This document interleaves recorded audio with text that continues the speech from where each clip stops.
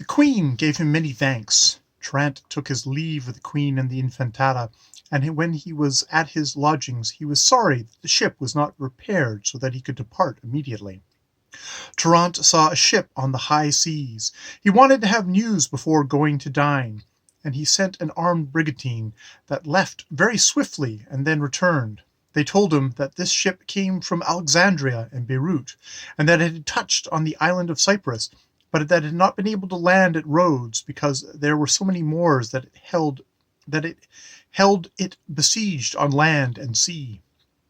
Many Genoese vessels were guarding the port, and the city of Rhodes was in such straits that they had no bread to eat. It had been 3 months now since the Grand Master or anyone in the castle or the city had eaten. They ate nothing but horse meat, and the day they could find even that was a fortunate one. They truly believed that in a few short days they would have to surrender to the Moors. When Trnt heard this news, he reflected at length, and he decided to load the ship entirely with wheat and other victuals, and embark to give aid to Rhodes. He quickly sent for merchants, and he gave them so much money that they loaded the ship with wheat, wine, and salted meat. Then the king learned of this, and he sent for Trnt and said, "The glory of your undertaking puts all the princes of Christianity to shame who have refused to aid the master of Rhodes. I would like to go with you to Jerusalem in disguise so that no one would recognize me. That would please me more than if you gave me a kingdom, and I would be in your debt for the rest of my life. So I beg you with great love, don't refuse this to me." When the king had finished, Trnt said, If it should become necessary, I will treat your highness as my own lord, as though I have served you all my life. As for going on my ship, my lord, the ship, my possessions, and myself all belong to your excellency, and you may command and order everything as if it were your own. And so they agreed. When the king had seen the ship, he asked for some of his room to be prepared near the mast, because a ship is safer there when disaster strikes. Every day the king and Trnt discussed many things, and finally they spoke about Philippe. Trnt wanted to arrange a marriage between him and the Infantata, and for him to have the dowry the king had mentioned. The king favored a union with the House of France, but he said, "Trnt, I won't make a decision about any of these things until I know what my daughter thinks. If she agrees, then I will consent to the marriage. I will be very happy to talk to the queen and to my daughter, and if they agree, the wedding will be held before we leave." The king had the queen and his daughter brought to his chambers, and he said to them, "The reason that I had you come here, my queen and my daughter, was to tell you about a journey that I will be making soon. I have decided to go with Trnt to Jerusalem, and so that no one will know me, I am taking along only one gentleman to serve me. And because my life and death are in the hands of God, our heavenly Father, I would like you to see you well married, my daughter.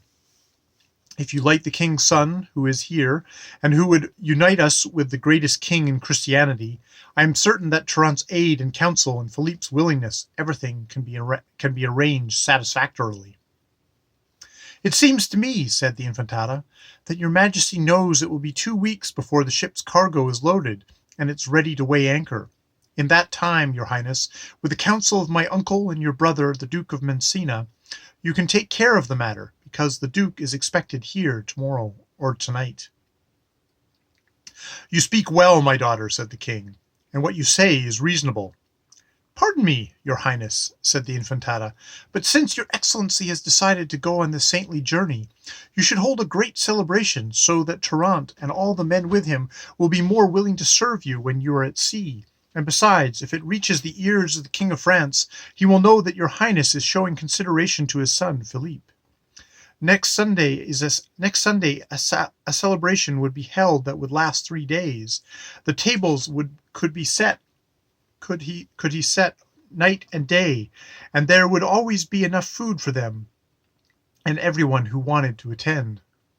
"In faith, my child," said the king, You've thought it out better than I could have, and I am very happy to do it.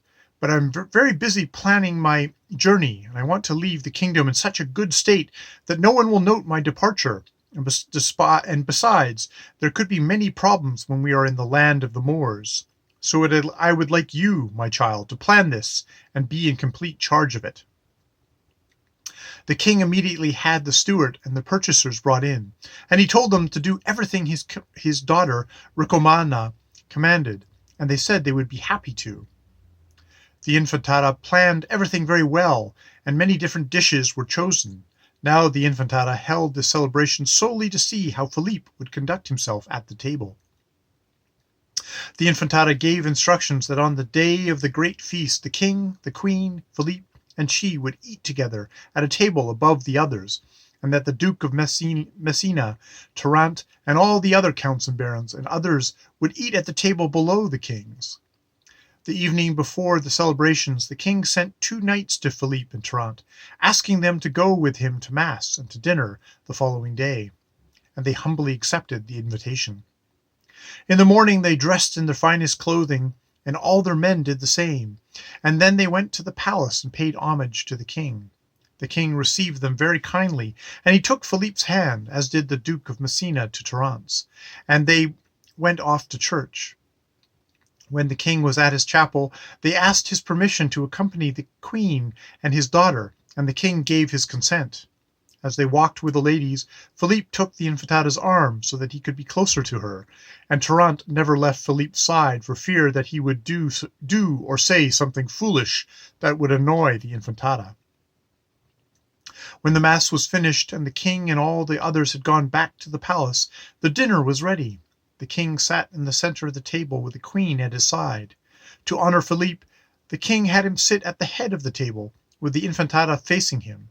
Trnt wanted to remain standing in order to be near Philippe, but the king said to him, "Trnt, my brother, the Duke of Messina is waiting for you, and he doesn't want to sit down without you." "My lord," said Trnt, "if you please, tell him to take a seat, because at a feast like this, it's fitting that I should serve the king's son." The Infantata was impatient, and with a rather cross look on her face, she said to him, "Don't bother yourself about being at Philippe's skirts all the time, Trnt. In my father, the king's house, there are enough knights to serve him, so that you don't have to do it." When Trnt heard the Infantata speak so heatedly, and saw that he had to leave, he put his mouth to Philippe's ear and said to him, "When the water is brought to the king, and you see the Infantata getting up and then kneeling and holding the vessel for him, do what she does, and be very careful not to do anything gauche. He said that he would, and Trnt left him. When they were all seated, the king's water bowl was brought, and the Infantata knelt and held the laver. Philippe tried to do the same, but the king would not allow it, and the same happened with the queen. When it was the Infantata's time to wash, she took Philippe's hand so that they could wash together, and Philippe, courteously and with gentility, said that it was not seemly. Then he knelt and attempted to hold the dish for her, but she refused to wash until they both washed together. Then the bread was brought and placed before the king and the others, and no one touched it as they waited for the dinner to be brought. When Philippe saw the bread before him, he quickly took up a knife, and picking up a loaf of bread, he cut it through and made 12 large pieces. When the Infantata saw such a sight, she could not contain her laughter. The king and everyone there, including the serving boys, made great sport of Philippe, and since the Infantata was laughing too, it was inevitable that it should come to Trnt's attention, because he did not take his eyes from Philippe for a moment. Standing up, he ran from the table and said, "By heavens! Philippe must have stained his honor with some great foolishness." He went to his side at the king's table, and saw the slices of bread that Philippe had cut. When he saw that neither the king nor anyone else had touched their bread, he immediately understood the reason for the outburst of laughter. Trnt quickly picked up the slices of bread. Then he reached out into his pocket, took out 12 golden ducats, and put 1 ducat on each slice, and he had them given to the poor. Then the king and Infantata saw what Trnt had done, and they all stopped laughing. The king asked Trnt the meaning of what he had done. "My lord," said Trnt, "when I have finished what I must do, I will tell your highness." Trnt gave out all the bread slices, each one with its ducat, and he put the last one to his mouth and said an Ave Maria over it, and gave it away. The queen said, "I would like very much to know about this ceremony." Trnt answered, My lord, your excellency, and all the others are astonished at what Philippe began and I have finished, and you've all mocked him. The reason for it, since your highness wants to know, is that the most Christian kings of France, because of all the blessings they've received from the immense goodness of Christ our Lord, began this tradition. Before any of their children entered the order of the chivalry, they were not allowed to eat the first loaf of bread that was put in front of them at dinner, until they had cut it into 12 slices and placed a silver real on each one, and had given it to the poor in memory of the 12 apostles. Then, after the order of chivalry had been bestowed on them, they put a piece of gold on each slice, and even down today, everyone in the house of France continues this custom. And, my lord, that's why Philippe cut the bread and made 12 slices, one for each apostle. Praise God, said the king. That sort of chivalry is the most beautiful I've ever heard of. I'm a crowned king, and I don't give as much in alms in a month. Dinner came, and the Infantata told Trnt to go back and eat. Philippe saw what he had done wrong, and how discreetly Trnt had remedied it, and he was very careful with the meal, and ate only as the Infantata did.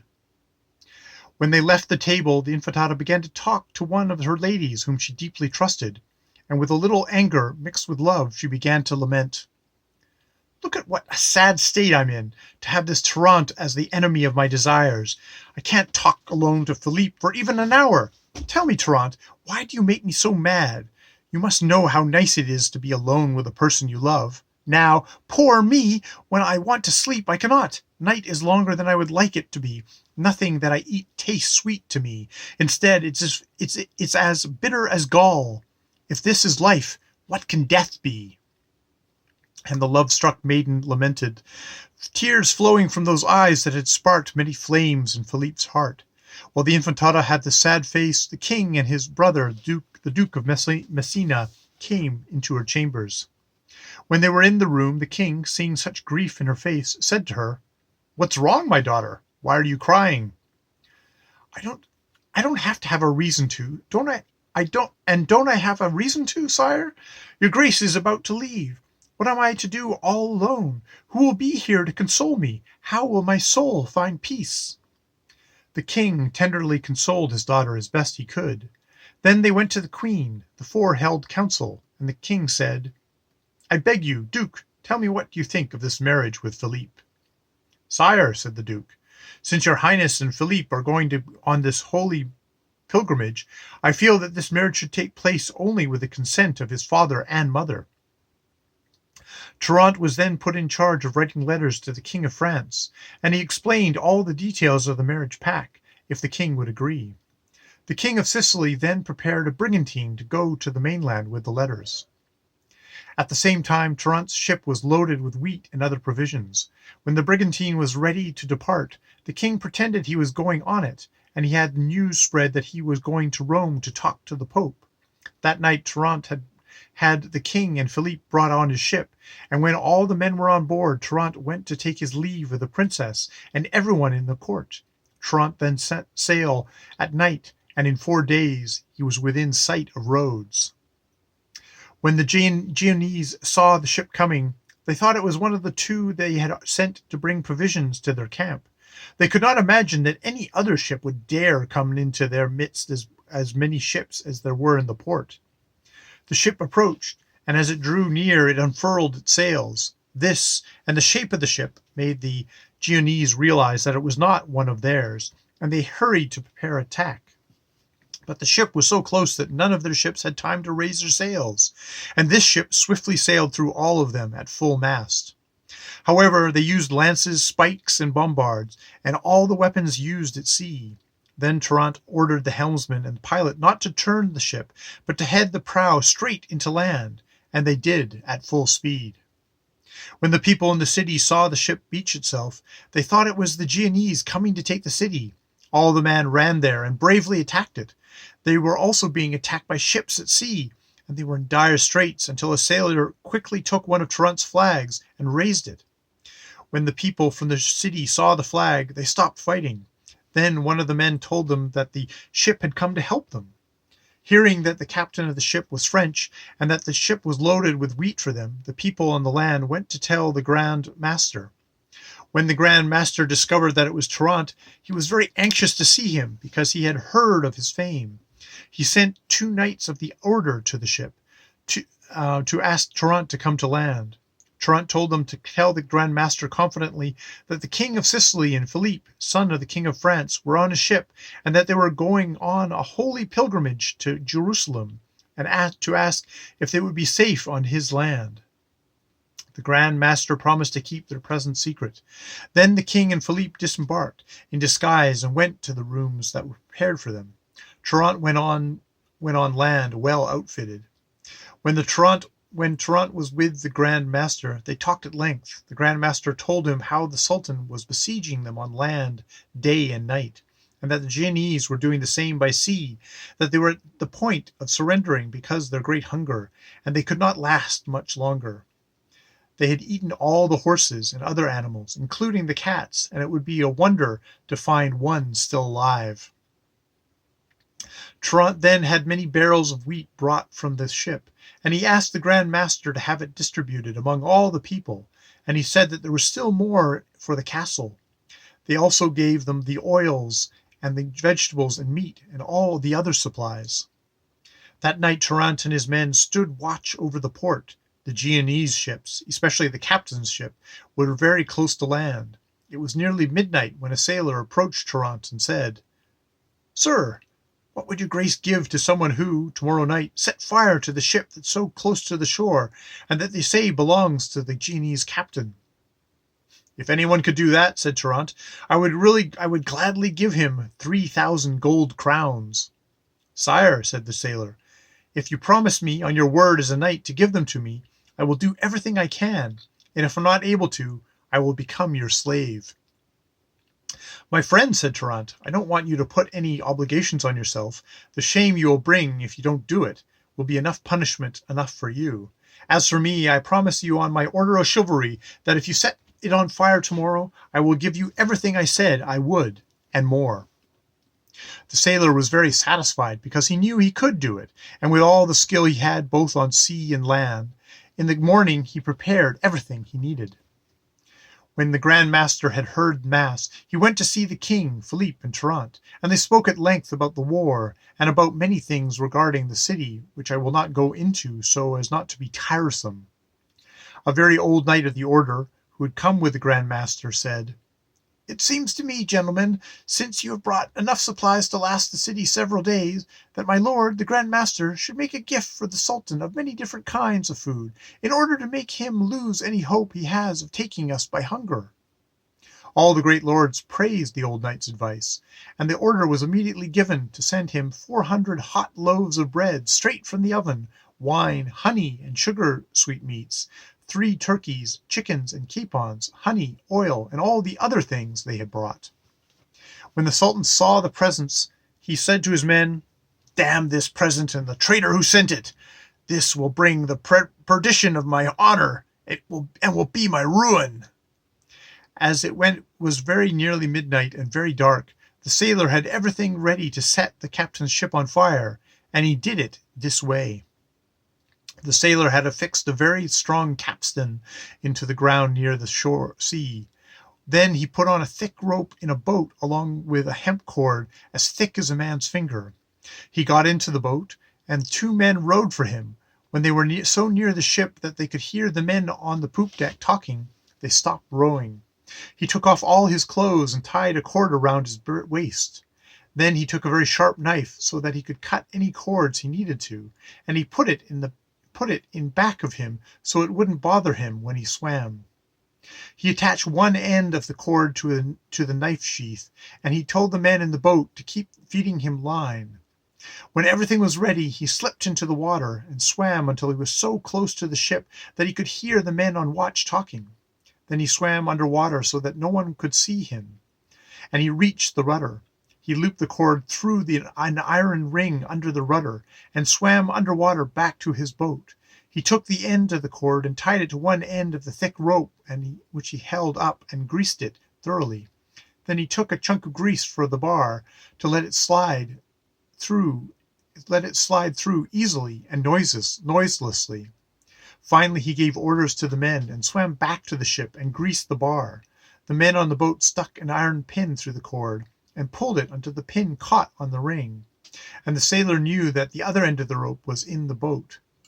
When he thought it was time, they rowed back to land. He tied one end of the rope to the capstan, and the other was tied to a large boat, a type of whaling boat that had been filled with firewood and candlewood, all soaked with oil so it would burn well.